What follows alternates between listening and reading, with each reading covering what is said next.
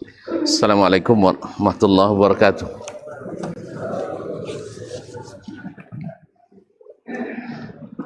Baik, Tony. Assalamualaikum warahmatullahi wabarakatuh.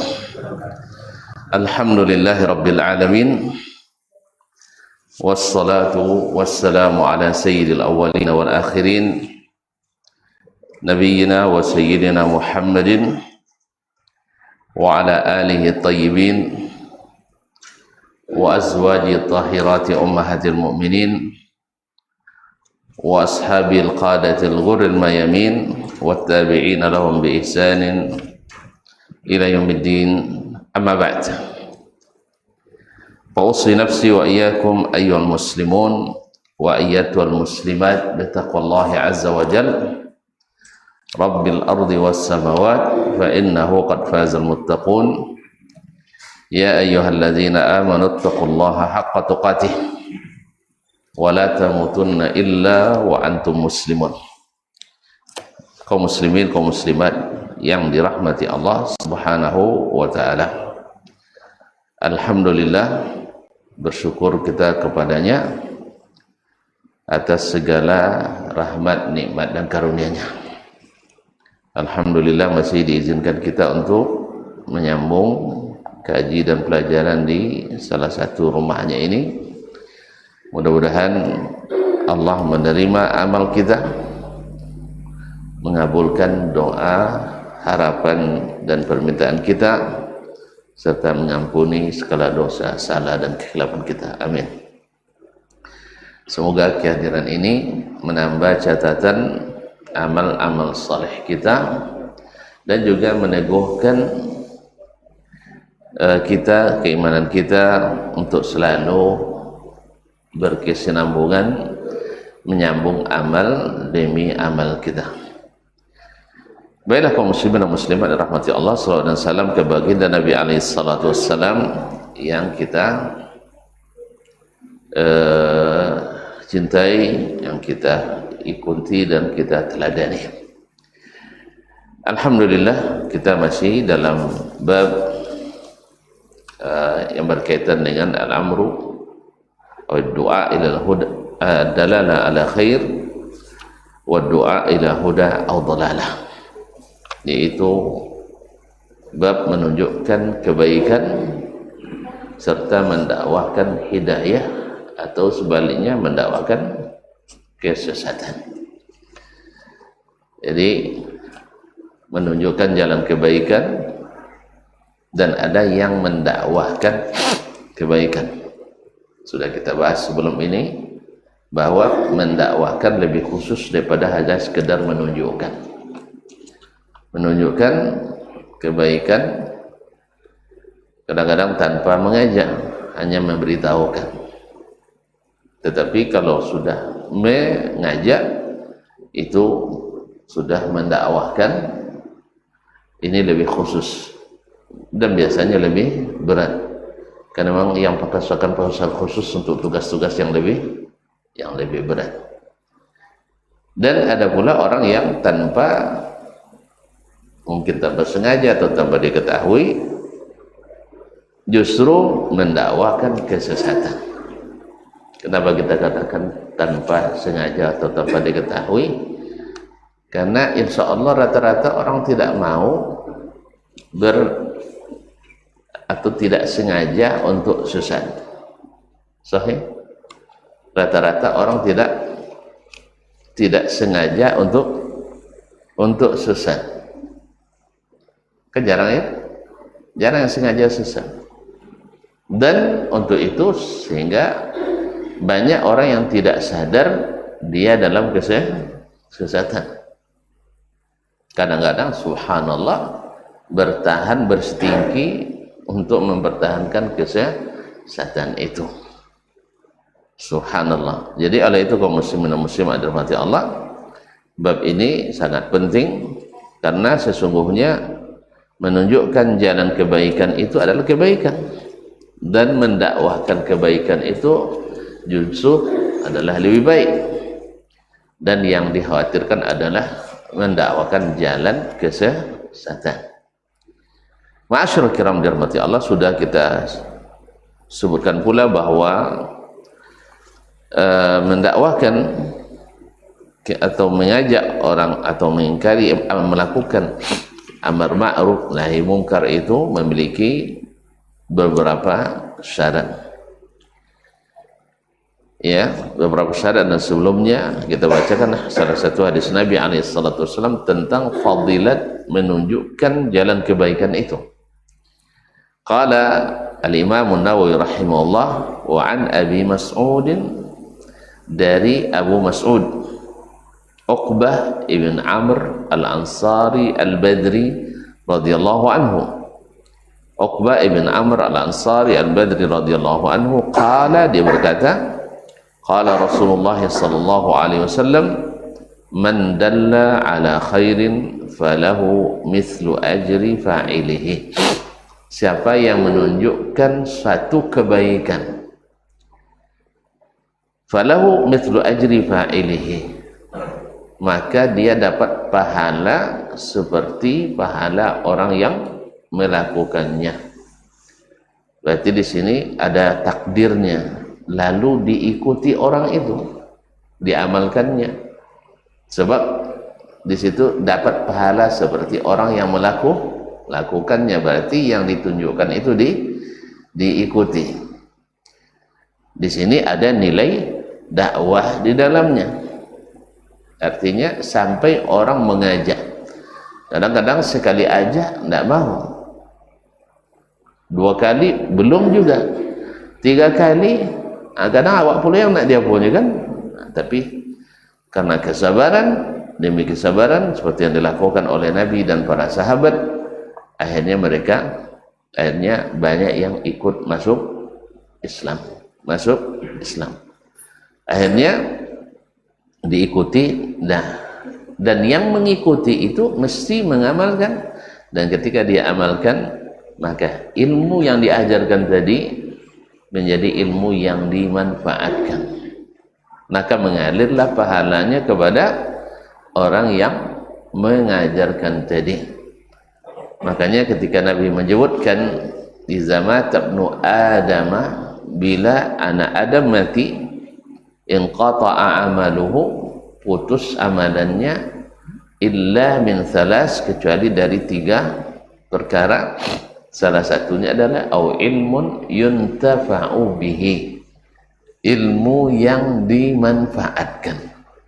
Jadi bukan hanya ilmun nafi', ya ilmu pada asasnya bermanfaat, tapi kadang-kadang tidak dimanfaatkan oleh orang yang mengetahuinya.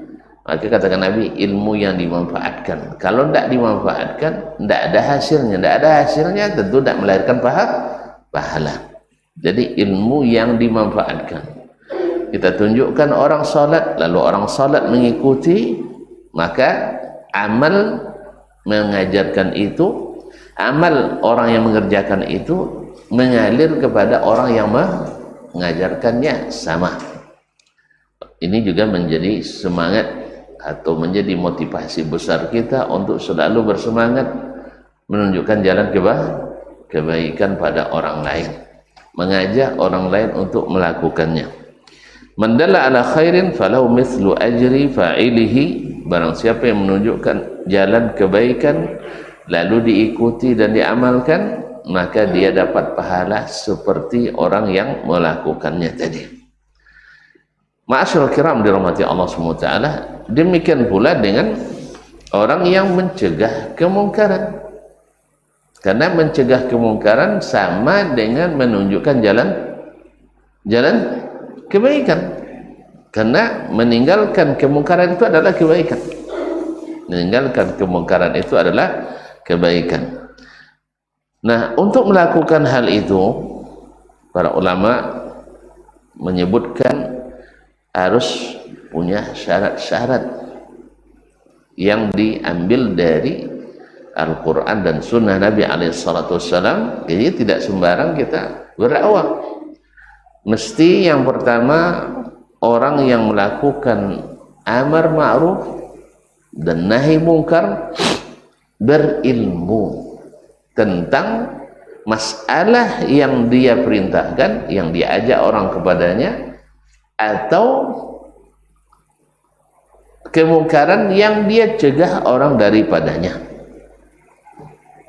Jadi kalau ada orang yang berilmu, orang yang tidak berilmu mengajak kepada kebaikan menurutnya, bukan menurut ilmu. Oleh sebab itu kaum muslimin dan muslimat menentukan baik buruknya sesuatu itu, kebaikan itu adalah mesti merujuk kepada Al-Quran dan Sunnah, tidak mengikuti selera, tidak mengikuti tradisi dan juga budaya. Karena masalahnya kita sekarang mencari pahala. Tradisi tidak menghasilkan pahala kecuali tradisi yang direkomendasikan oleh syariat. Budaya tidak menghasilkan pahala kecuali budaya yang disahkan oleh syariat, baik disahkan secara nas maupun disahkan secara secara eksplisit, tidak diingkari, berarti tidak dilarang. Berarti kalau tidak dilarang berarti dibolehkan. Oleh itu kaum muslimin dan muslimat dirahmati Allah, jadi masalah ma'ruf munkar itu kembalinya kepada ilmu agama, bukan mengetahui pikiran dan perasaan. Karena orang kadang-kadang membenci sesuatu, oh ini tidak baik ini, alasannya apa? Perasaannya. Bahkan kadang-kadang atau tidak jarang orang mengingkari hadis dengan pandangannya sendiri. Itu hadis tidak patut sabuk gini. Atau orang mengajak kebaikan padahal bukan kebaikan, ya, dan akhirnya membawa kepada kesesatan. Ma'asyarul kiram dirahmati Allah SWT. Allah berfirman dalam surat Al-Isra ayat 36, wala taqfu ma laysa laka bihi ilmun. Jangan mengikuti sesuatu yang kamu tidak berilmu tentangnya. Berarti dilarang kita untuk mengikuti atau mendakwahkan sesuatu yang kita tidak berilmu, tidak tahu kita, itu dibolehkan, tidak tahu kita bahwa itu adalah kebaikan atau bukan. Berarti kita tidak punya ilmu. Inna sam'a, sesungguhnya pendengaran, wal basara, dan penglihatan, wal fuada, dan hati, kullu ulaika kana anhu mas'ula, akan dimintai pertanggungjawabannya itu. Oleh sebab itu kaum muslimin dan muslimat dirahmati Allah, mau tidak mau, kalau ingin mendapatkan pahala dalam bab ini, ingin menunjukkan kebaikan dalam bab ini, maka mesti belajar ilmu, mesti belajar ilmu. Ma'asyarul kiram dirahmati Allah. Dan belajar ilmu ada yang formal, ada yang informal. Kadang-kadang yang informal itu lebih berkesan daripada formal. Karena apa? Para ulama-ulama kita lahir dari pendidikan informal lebih banyak daripada yang lahir dari pendidikan formal.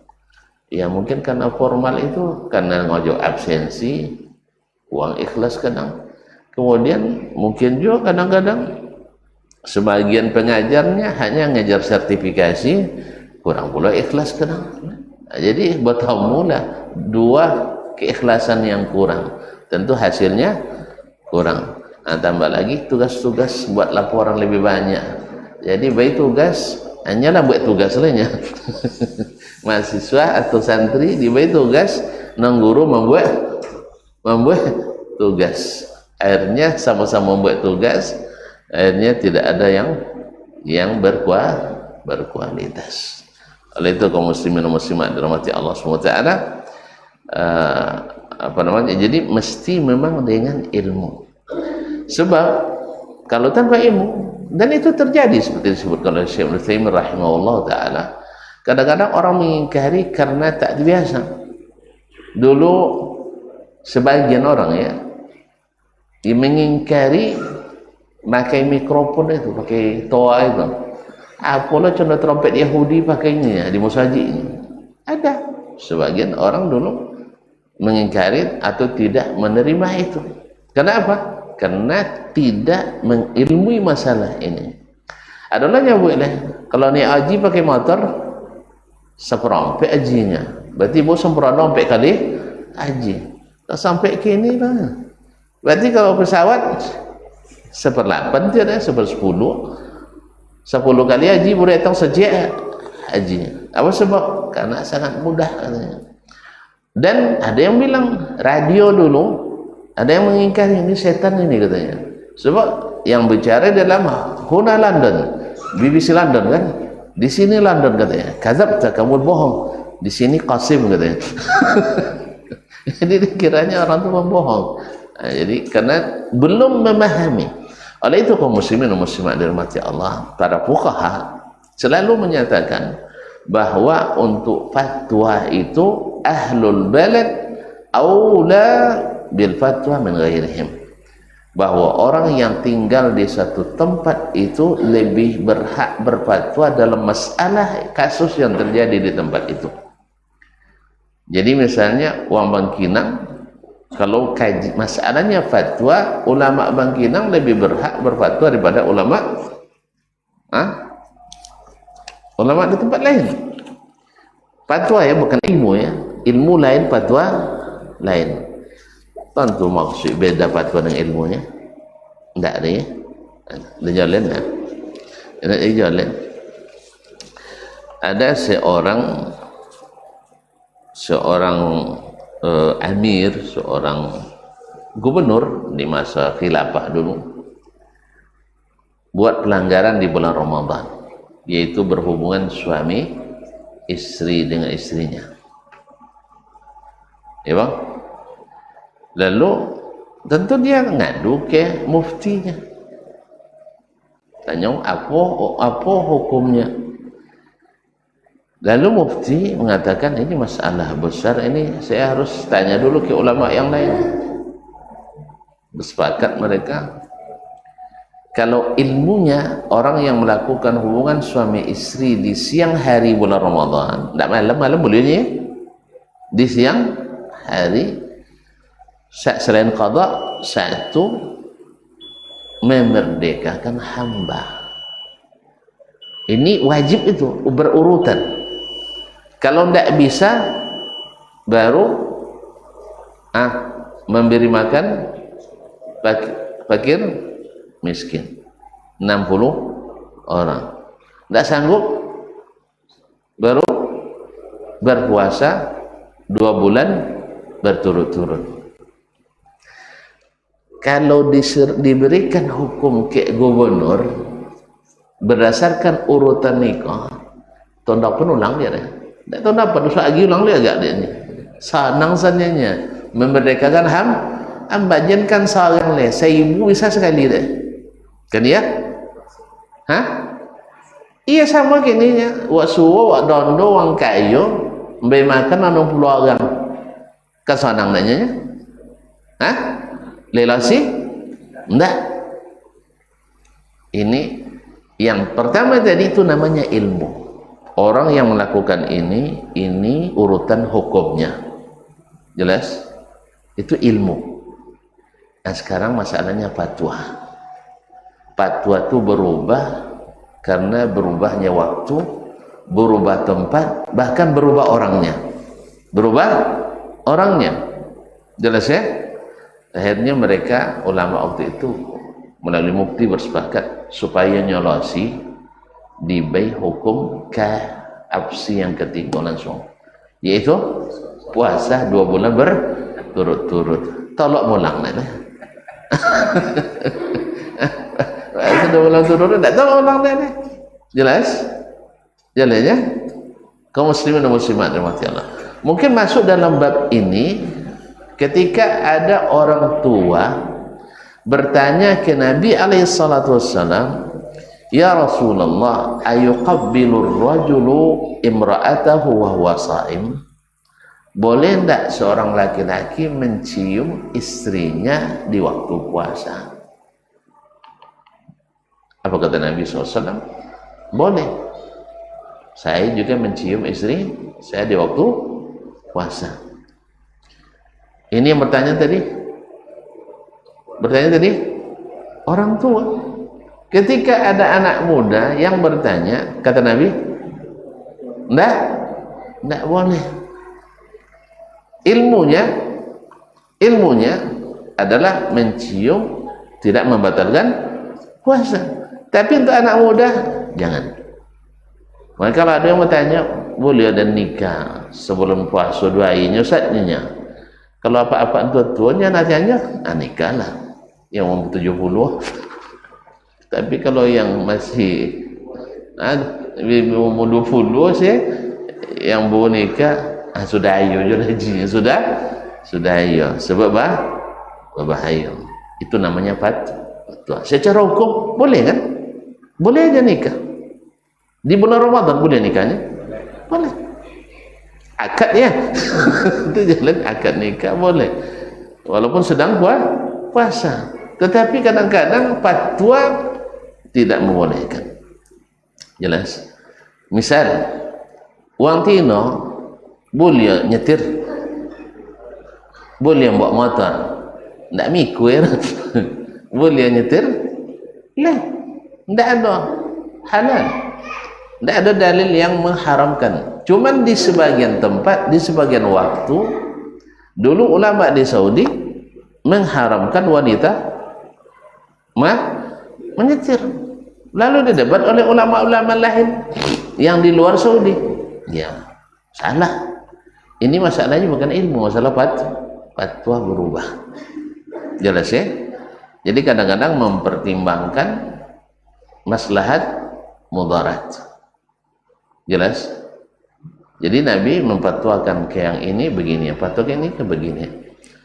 Sama ketika ditanya kepada Nabi SAW tentang amalan yang terbaik. Ya, berbeda-beda jawabannya kan? Ini namanya fatwa berkaitan dengan orang tertentu di masa tertentu. Adapun yang lain ditanya, apa amalan terbaik? Birrul walidain. Kalau ikam salat pada waktunya, ikam beri makan orang yang sedang kelaparan dan sebagainya. Jadi berubah fatwa karena perubahan waktu tadi. Dan semua amalan itu utama. Tapi di bagian ini yang utama. Di bagian ini yang utama. Wallahu taala ada dapat perbedaan ilmu dengan fatwa. Jadi semua orang mufti itu insya Allah berilmu, tapi tidak semua orang berilmu patut memberikan fatwa, karena tidak semua orang berilmu ahli berfatwa. Tidak semua orang ahli ilmu ahli berfatwa, tapi orang yang berfatwa mesti berilmu. Kalau lah ahlinya fatwa, insya Allah punya ahli ilmu. Kecuali fatwa sembarangan aja kan, atau lain. Pada umumnya orang ahli fatwa ahlul ilmi, tapi tidak semua ahlul ilmi ahli fatwa. Wallahu a'lam. Baik, masuk waktu. Kita azan dulu, kita sambung sedikit insyaallah.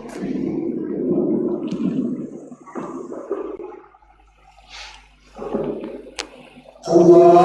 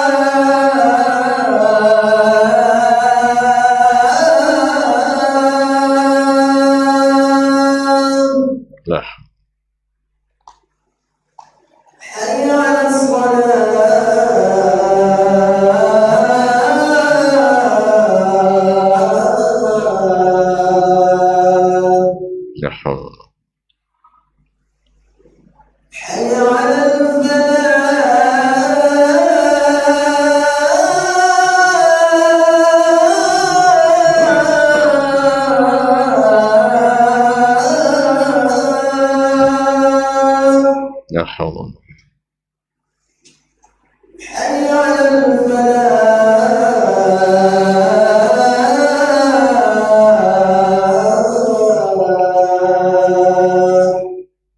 La haula الله أكبر الله أكبر لا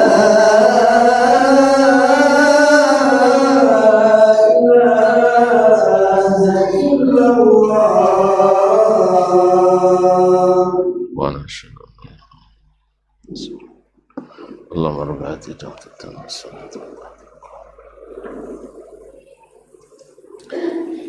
Baik, Bapak dan Ibu kaum muslimin dan muslimat dirahmati Allah, berarti syarat pertama mesti yang melakukan itu berilmu tentang apa yang didakwakannya, baik kebaikan ataupun mencegah kemungkaran. Yang kedua, dari sisi mesti juga berilmu, mengetahui kondisi orang yang didakwa itu. Artinya apakah orang itu melakukan kemungkaran atau tidak, atau meninggalkan suatu kebaikan atau tidak. Kadang-kadang perkiraan kita dia tidak melakukan yang baik, atau perkiraan kita melakukan suatu kemungkaran. Makanya Nabi SAW ketika ada orang yang masuk waktu beliau sedang khutbah Jumat, lalu duduk langsung, kan meninggalkan suatu kebaikan, itu salat tahiyatul masjid. Nabi tidak langsung mengatakan kum pesalli, tapi dia katakan as-sallaita, kamu dah salat atau belum, sudah salat atau belum. Ketika dia jawab katanya belum, kum pesalli raka'ataini, baru suruh berdiri. Jadi jangan main tunjuk aja, ditanya dulu. Sama juga dengan mencegah kemungkaran. Misalnya kita temukan orang berduaan di taman, kan ya, awak nak kenal junior sah? Jadi itu langsung main tuku aja, tidak bisa, tanya dulu. Misalnya pertama salam dulu, assalamualaikum. Ahli maksiat boleh salam kan tidak? Mau sedang berbuat maksiat boleh salamnya? Kan lain. Assalamualaikum, kan adab kita dulu, kita tunjukkan adab kita dulu. Assalamualaikum, jawab selamat, kau sabut selamat kan, gantin baru kan, yang mudah tu.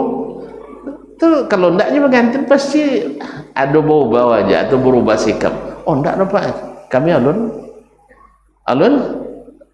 nikah lainnya. Tengah pun laki-laki bakawan, sabin kau ndak bakawan, nombor kau bakawin je nik. Aku masuk, baru masuk. Dia sering kan kau ada nampak aja itu. Ditanya dulu, pastikan bahwa mereka sedang berbuat yang mungkar. Ini Sungai Hijau ada wasul sih. Nah, makanya kadang-kadang kunci mana oleh dak nak uang. Kalau dak nak uang, mau masuk. Kalau ada uang buat kojor, nambah kojor. Ndak jadi apa dia? Nambah kojor, ya bang. Dia masuk tanya.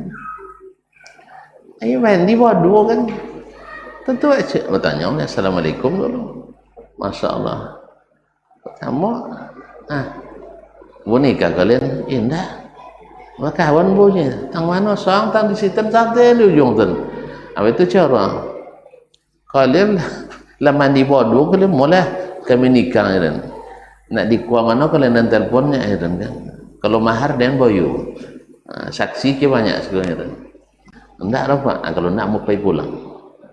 Masalahnya pulang sama motor, modu. Antum bahaya jadi. Pindah tahun. Makanya kepada pihak yang berkepentingan, yang punya kebijakan, tolong buat aturan. Ya, tolong buat aturan. Kalau enggak, kita yang menanggung beban semuanya.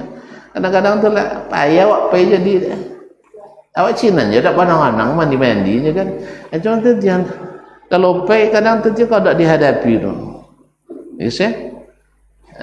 Makanya kepada pihak yang berwajib, tolong wajib membuat aturan. Kalau enggak, jangan dibuka kecuali untuk yang kebaikan aja. Tapi seperti tadi, buat tanya dulu Pak ya. Iya kadang memang lelaki bini san ngapa tik ngintip buaya kau mainnya kan wahyu je. Antus, apa kepo bodoh itu dia. Allah musta'an. Jadi oleh sebab itu ditanyakan dulu as-salait, dah salat atau belum? Kalau dah salat, baru diam. Kalau seandainya belum, baru tanya.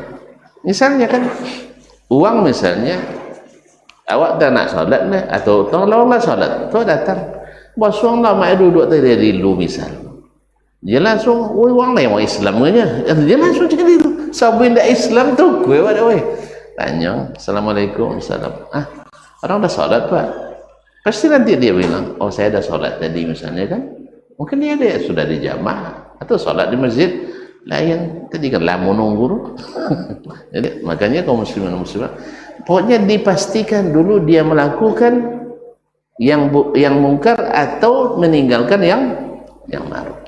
Itu wajib bagi orang yang akan melakukan dakwah amar ma'ruf nahi mungkar. Ya. Misalnya kan apa namanya? Ketika ada orang bertanya ke Syekh Suaimin rahimahullah di bulan Ramadan jadi umrohnya jelaki bini dari Mesir dia sudah umroh enggak dalam perjalanan lamanya Pak la tahallul sya'rah lupa maksudnya puasa lupa maksudnya kita lupa maksudnya puasa yang terjadi apa yang jadi akhirnya tentu setelah terjadi kan lah sudah botak kanang mosong awak buat salah akhirnya bertanya ke Syekh dan bertanya Syekh dan bahayur Syekh apa aja itu secitong dan sudah tahallul Syekh tak tahan ke milihnya akhirnya terjadi apa yang terjadi lalu Syekh tanya kalian mau mana dari mana kalian kata orang kami di Mesir saya datang di Mesir kalian iya anda apa qada saja alhamdulillah nyala iso dua puasa 2 bulan tu kan kan puasa 2 bulan kan iso nyola begitulah mufti itu harus pahamkan dia sih orang musafir halal baginya membatalkan puasa apapun pembatalnya makanya sebagian kadang-kadang kan sebagian kawan nengok ada sebagian ustaz menunjukkan dia berbuka ketika musafir nah sebagian tidak siap menerima itu sebagian tidak siap tapi justru itu adalah salah satu cara menunjukkan bahwa orang yang dalam musafir boleh tidak puasa makanya ketika sebagian kawan Allah alam ya daipokan ke Bangkinang jamak kasarnya atau Bangkinang ke Pokan jamak kasar dan tidak sirapik lah inyo tahu ya awak ke Bangkinang tidak jamak kasar lah itu tanya jamak kasar iya sebab Bangkinang lah musafir so dulu belajar kami di Darun ke Buya Daud ke Buya Ismail Syahid ke Buya Mahmud Mahyudin ke Buya macam Buya Tami dan sebagainya mosong ke Pokan tidak sawi musafir dia bukan karena jarak urfnya orang Bangkinang ke Pekanbaru tidak dihitung musafir dan orang Pekanbaru ke Bangkinang tidak hitung musafir bukan karena jarak belum sampai 80 kilo enggak urf kita kan kembali kan urf mazhab Imam Ahmad kembali kepada urf yaitu adat dianggap musafir atau tidak olehnya Ustaz kan Nabi kan pernah musafir tidak sampai jarak 80 kilometer time kalau gitu tolong sok bulan Ramadan tuan-tuan pergi ke Pokan jen puasa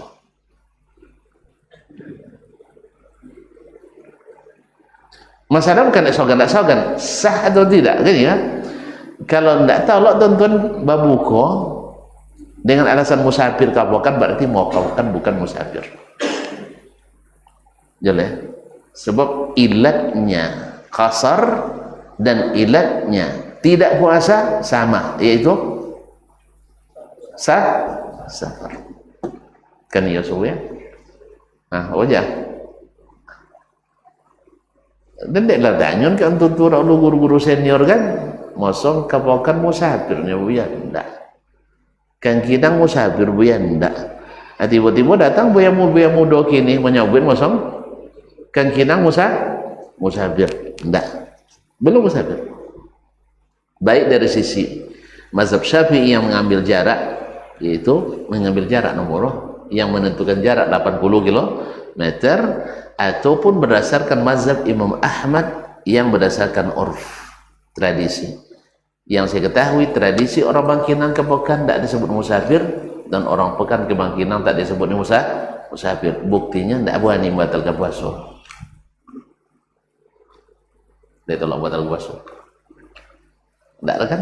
Berarti antum tidak musafir. Oleh sebab itu jangan jamak kasar Pekanbaru Bangkinang. Ya, tapi kalau jamak boleh. Jamak boleh tanpa kasar. Ustaz Mas Nur, jamak kasar Ustaz. Gini, jen tak ada daya, tak ada ilmu.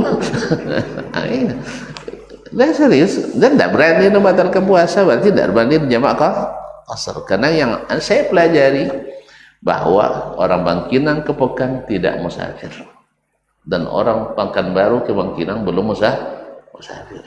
Tapi kalau kami nasdalul ini buya baik, alhamdulillah. Oleh sebab itu, wallahu alam, ana katakan bahwa itu belum musafir. Makanya tidak ada kawan-kawan yang berani membatalkan puasa. Nah, kalau tidak berani membatalkan puasa, jangan berani menjamak mengqasar salat, sebab salat lebih tinggi daripada puasa. Wallahu a'lam. Tidak apa boleh didiskusikan dan tidak salah. Tapi yang di kampung lah jamak qasar. Itulah dari sisi manapun tidak disebut musafir. Dari urf tidak disebut musafir, dari sisi jarak juga tidak disebut musafir. Karena definisi musafir dalam hadis Nabi itu adalah masirata yaumin wa lailah, perjalanan sehari semalam. Diukur dengan jarak atau waktu tempuh waktu itu oleh Imam Asy-Syafi'i rahimahullah, itu memakan atau mencapai jarak tempuh dengan sehari semalam itu adalah 80 km atau 2 marhalah atau 4 parsakh. 2 marhalah atau 4 parsakh. Jelasin. Oleh sebab itu wallahu alam, dari mazhab manapun tidak disebut musafir Bangkinang Pekanbaru Bangkinang. Wallahu alam. Ya. Tapi kalau tuan-tuan bisa meyakinkan ambu musafir, ketujuan ulah ada. Ketujuan kan? Enggak perlu sosi nanti kamat lah jamak takhir dan dia kasar. Tapi sampai saat ini ya belum bisa meyakinkan bahwa itu adalah musafir. Jadi kaum muslimin dan muslimat, nah ketika ada kawan yang jamak kasar, ya pastikan itu dulu apakah benar itu adalah suatu kesalahan atau tidak suatu kesalahan. Kalau pasti baru kita sampai, kalau tidak berarti ada masuk dalam bab ikhtilaf di antara mereka. Yang ketiga, disyaratkan untuk melakukan amar ma'ruf nahi mungkar tadi, menunjukkan jalan kebaikan atau mencegah jalan keburukan, itu adalah jangan sampai pencegahan itu mengakibatkan kemungkaran yang lebih besar. Ya, ketika kita mengatakan bahwasanya ini mungkar, lalu orang mengatakan kepada kita, apa nak kalian cegahnya? Sah? Kan ya? Apa nak kalian cegah? Kan kemungkaran terjadi. Ya mungkin orang tidak mencegahnya karena dalam ijtihadnya bila dicegah terjadi kemungkaran yang lebih besar. Dan itu mesti berilmu kita tentang itu. Misalnya musik di malam hari misalnya, ya kan kemungkaran. Kalau salah-salah cara mencegah, apa janjian sudahlah boleh ngaji malam hari. Kalau lo aturan tidak boleh ngaji malam hari, tambah banyak musik sudah lo. Nah, jadi itu kemusliman dan Allah. Ada hal-hal yang kadang-kadang ditinggalkan, mengingkarinya karena ditakutkan ada kemungkaran yang lebih besar. Tapi ini mesti dengan ilmu. Makanya kita dalam surat Al-An'am ayat 108 dilarang mencaci orang-orang yang berdoa kepada selain Allah. Sebab apa? Dikhawatirkan nanti mereka mencaci Allah sendiri karena melampaui batas tanpa ilmu. Kalau itu dikhawatirkan, maka tidak boleh mencaci. Padahal Tuhan-Tuhan, berhala-berhala itu patut nggak dicela? Sangat patut. Tapi kalau sempat kita mencelanya, membuat orang mencaci maki Allah, wajib ditinggalkan. Wajib ditinggalkan. Karena mencaci kan tidak wajib dah. Mencaci wajib tak? Enggak kan? Nah, kalau dikhawatirkan itu maka ditinggalkan. Makanya kaum muslimin dan muslimat, Ibnu Qayyim rahimahullah dalam As-Siyasatus Syar'iyyah menyebutkan maratib ingkarul munkar itu. Jadi 4. 1, bila diingkari hilang sama sekali kemungkaran itu. Ini wajib. Bila dicegah langsung hilang, itu wajib dilakukan ingkar munkar. Yang kedua, bila diingkari menyebabkan kemungkaran yang lebih besar, ini wajib ditinggalkan. Wajib ditinggalkan. Syekhul Islam Taimiyah rahimahullah, seperti yang dia ceritakan oleh Ibnu Qayyim, pernah melewati tentara-tentara Mongol yang sedang mabuk. Lalu kata murid-muridnya, kenapa tidak dicegah? Mereka kalau sempat sadar, mereka membunuh orang Islam. Lebih baik mereka mabuk. Lebih baik mereka sedang mabuk. Sebab kalau mereka dalam keadaan sadar, nanti yang dicarinya adalah orang Islam dari bantainya.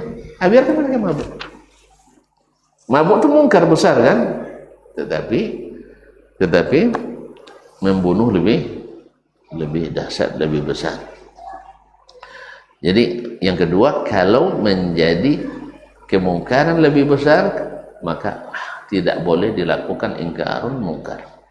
Yang ketiga, bila seandainya diingkari terjadi kemungkaran yang lebih ringan. Kemungkaran yang lebih ringan.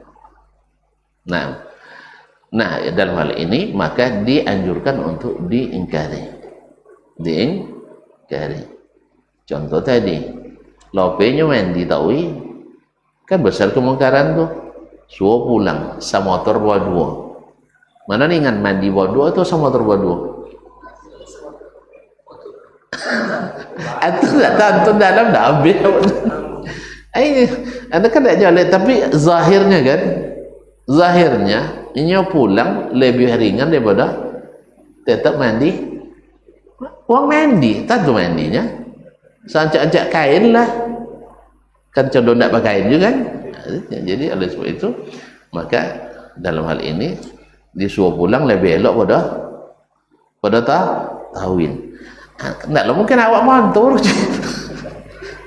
Lain mungkin mungkaran terjadi. jadi apa pokoknya tidak resiko. Nah, cuman masalahnya tadi aturan kita enggak ada. Bahwasanya orang yang masuk hanya yang istilahnya yang lawan jenis yang boleh masuk yang suami istri misalnya. Kalau yang tidak ada suami istri tidak boleh mandi di situ. Ada aturan? Tidak ada aturan? Kita buat aturan. Ya. Buat apa? Tidak usulkan muhasiran, buat draftnya kita usulkan ke dewan.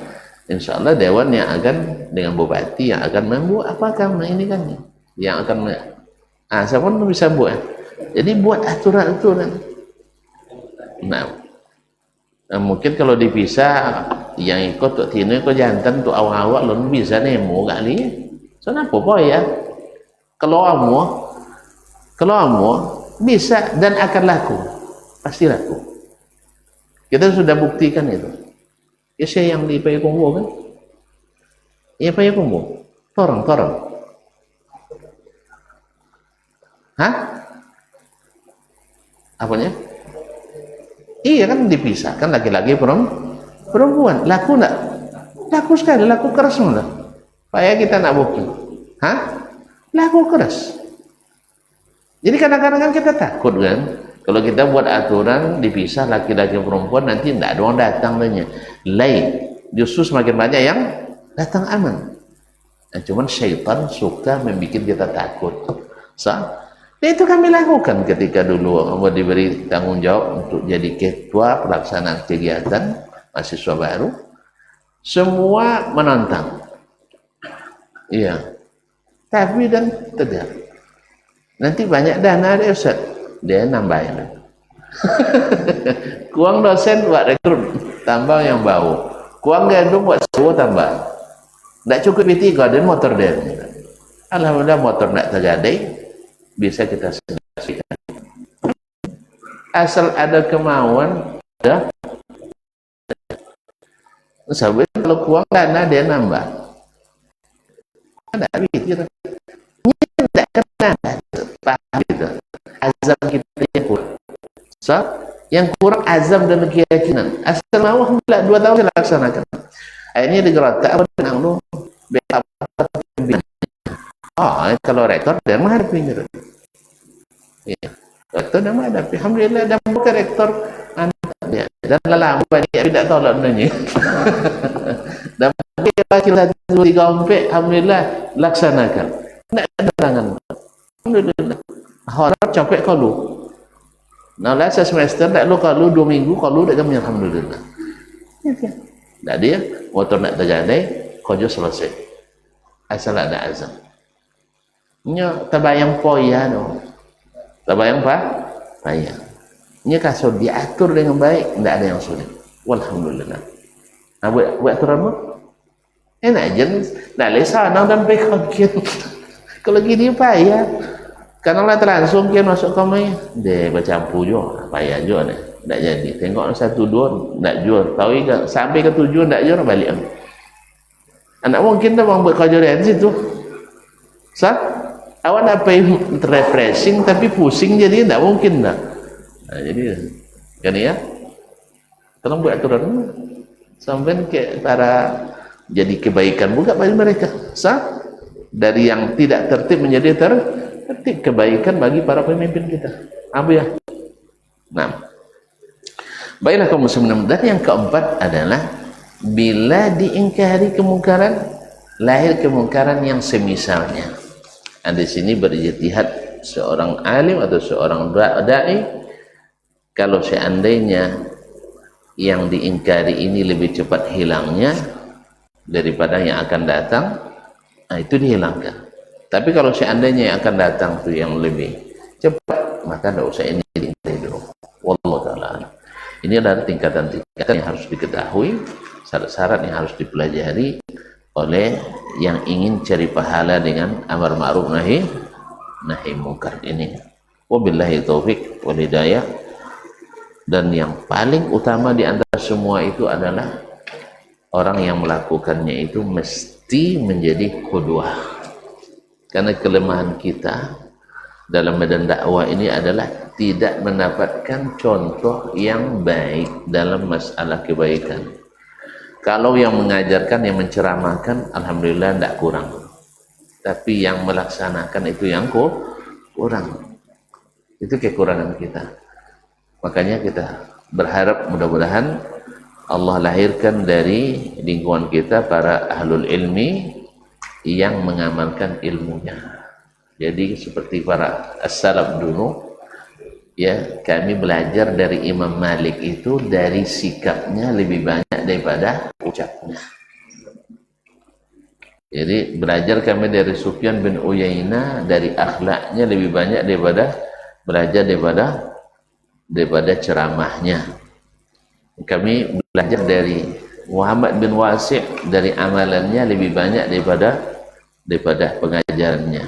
Itu yang mudah-mudahan Allah ciptakan lingkungan kita. Wallahu a'lam. Nah, doa yang kita masya Allah akan lakukan generasi kedua.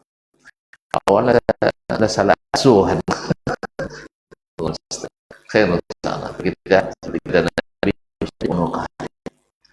yang berusaha untuk dan kebenaran. Ditanya tahu ya? Silakan. Jangan ditanyakan kenyataan contohnya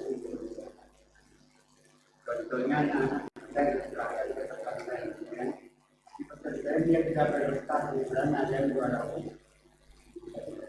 Tapi kenyataannya setelah dia pulang ke rumah, dibuat pusing untuk diterima keluarga dari 200. Jadi saya kalau 10 nilainya sudah terhenti 5 ini dibagi 2 aja, itu 5. Kalau 5 pasti menurut di mana tetap. Mengapa di presentasi politik dia juara umum? Kok di rumah kita lihat contohnya masalahnya. Ya, dan dia sudah mau menggunakan arti yang baik. Karena tuannya setiap hari dia mengambil dan ini letaknya berbagi dunia antara di politik ini. Karena kan tidak ada. Kalau dia juara umum di kalau minimal di mana ada. Ini mengapa yang nanti dengan kejadian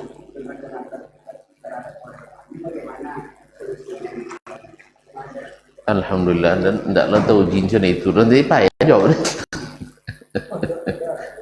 Pondok le juara kan alhamdulillah, tapi alhamdulillah. Jadi memang berkah dari orang tua hari ini. Mungkin dari satu sisi lebih besar dari orang tua di zaman dulu, tapi bukan tanda dulu. Nah, jadi pendidikan sebenarnya pendidikan tanggung jawab pertama ada di pundak orang tua. Karena itu kecil bersama orang tua. Ya, dia di pondok atau belajar di sekolah itu sudahlah besar. Mama tua tu memang saya kutu kene, Pak. Kalau lo kadang mama asuh, kalau mama asuh malah tiang. Jadi dari situ kaum muslimin muslimat kita dari awal pendidikan itu sebenarnya dimulai dari rumah. Dari rumah. Kemudian setelah kita antarkan anak kita ke pondok dengan harapan ada yang membantu kita, membantu. Bukan tanggung jawab 100%. Sekolah tidak bertanggung jawab 100% terhadap pendidikan. Tapi memberikan 100% kemampuannya. Kemampuan untuk yang dimiliki harus optimal. Hasil masih menjadi tanggung jawab bersama. Dan memang tidak bisa wakilnya awak seorang didik anak dulu. Kan ya? Laba curung tang zaman Covid dulu. Hah? Kan laba curung jauh anak waktu zaman Covid tangnya nampak. Banyak kalau lagu-lagu je paji amaknya.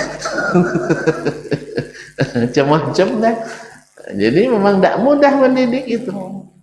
Jadi ada hikmah dari Covid petang ya. Tantu dia orang tua masa mendidik anak tu payah, tak mudah.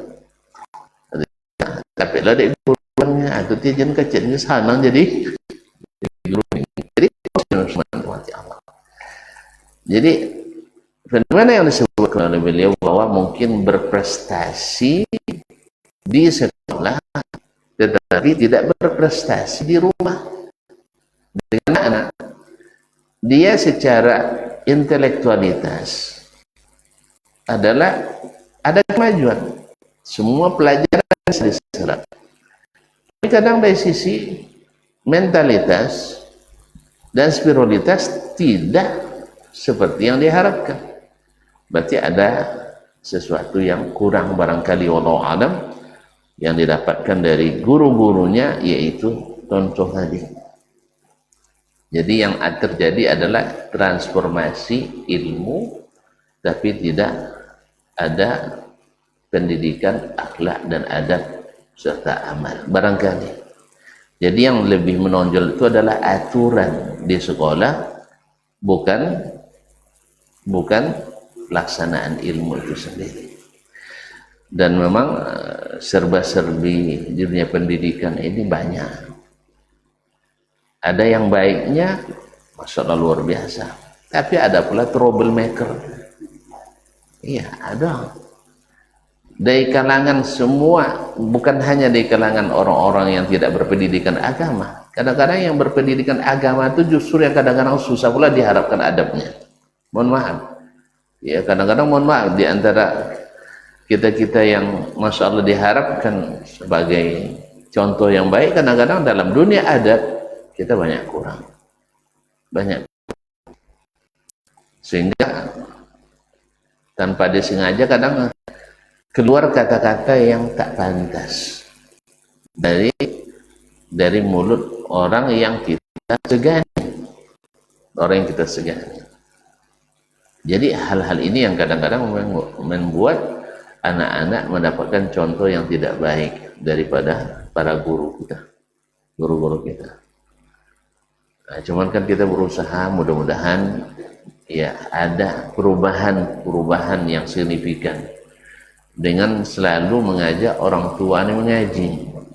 Sebab anak saja mengaji, orang tua tidak jalan juga. Orang tua aja ngaji, anak baca acak di jalan, lebih parah pula. Nah, jadi dua-duanya, anak di sekolah dapat pendidikan, orang tua di rumah-rumah Allah, di masyarakat juga dapat ilmu dan pendidikan. Makanya alhamdulillah dengan mengajinya orang tua dan mengajinya anak, alhamdulillah kita melihat hasil yang subhanallah berbeda dengan yang kita alami dulu ketika masih sekolah. Alhamdulillah adalah alhamdulillah bibit-bibit yang kita harap ke depan insya Allah semakin membuat keadaan semakin baik. Nah, jadi kalau seandainya juara umum di sekolah, berarti tapi di rumah juara umumnya buat masalah, berarti kan perlu kerjasama antara orang tua dengan pihak sekolah. Itulah perlunya ada penilaian-penilaian ketika pulang waktu libur itu. Apa kegiatannya? Orang tua dalam hal ini juga harus jujur. Jangan asal mengisi, yang penting lepas tanggung jawab. Jadi betul-betul keadaannya. Anak ke masjid, sholat 5 waktu betul-betul ke masjid. Dan kalau bisa atas kesadaran bukan paksaan. Ya, kan ada yang karena terpaksa, walau tak saja beban terpaksa kan. Ada yang karena kesadaran dan harapan. Orang kalau tertib misalnya dengan penilaian dan di sisi Allah lebih besar dan lebih abadi dan sebagainya. Itu orang tua juga harus memiliki hal-hal cara-cara dan kiat-kiat yang bisa membantu dunia pendidikan kita. Wallahu ta'ala alam. Nah, kadang-kadang dek kodok kono wangi kan tekanan di sekolah, duma ditumpang dah. Kan ya? Nya duma jadi itu kan orang tua baik target uang kalau ndak juaranya sekolah aja lainnya. Jadi juara itu kau jauh deh. Maksud itu temu buang itu maksud itu. Ini kan target uang itu kan juaranya. Nah, jadi sebaiknya seperti orang tua Sufyan Ats-Tsauri, orang tuanya Malik bin Anas, orang-orang tua yang berhasil itu, apa kata mereka? Uang yang sekolah Tsaurinya. Sufyan tigahi kalau lebih ada uang kawin, kalau tidak pulang bantu ibu jual sayur ke pasar. Dah. Jadi yang ditunjukkannya bukan capaian nilai dengan makna angka-angka, tapi adalah capaian nilai dengan makna akhlak al-karimah. Tigahi boba ada uang dengan ilmu tawin. Kalau tidak berarti uang tidak bagian itu. Dari tukang angkit di pasarnya pulang.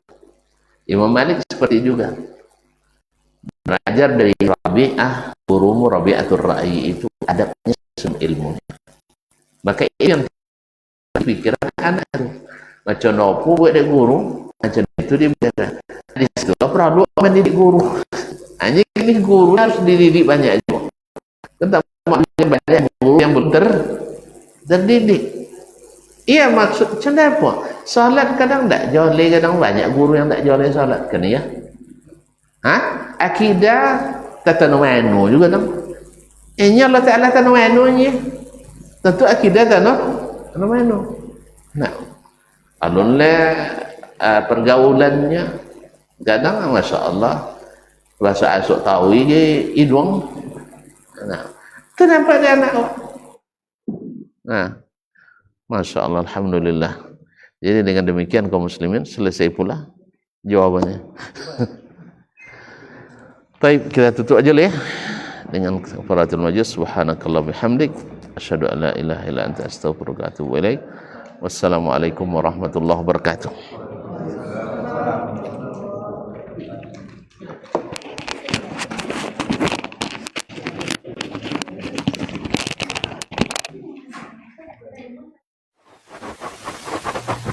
Barometer amal kita saleh tak salehnya di salat kita. Bila salat kita ikhlas dan sesuai dengan sunnah Nabi SAW, maka insya Allah amalan yang lain mengikut.